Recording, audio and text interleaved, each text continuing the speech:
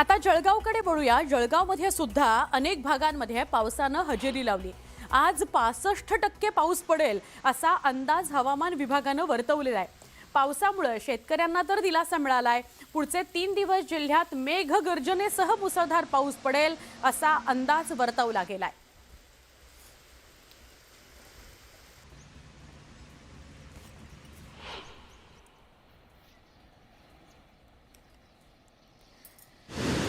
तर विदर्भ आणि मध्य प्रदेशातील बैतूल परिसरामध्ये झालेल्या मुसळधार पावसानं हतनूर धरणाच्या पाणलोट क्षेत्रात मोठ्या प्रमाणात पाऊस झाला। पाण्याची आवक झाली, त्यामुळे हतनूर धरणाचे 8 दरवाजे 1 मीटरनं उघडण्यात आलेले आहेत। तापी नदीपात्रामध्ये 10,736 क्युसेक वेगानं पाण्याचा विसर्ग सुरू आहे।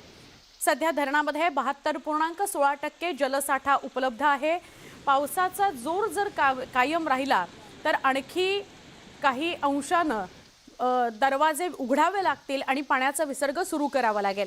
या पार्श्वभूमीवर प्रशासनानं तापी नदीकाठच्या नागरिकांना सतर्कतेचा इशारा दिलेला आहे।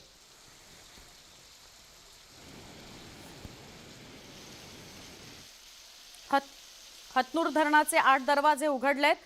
10,736 क्युसेक वेगानं पाण्याचा विसर्ग तापी नदीमध्ये सुरू आहे।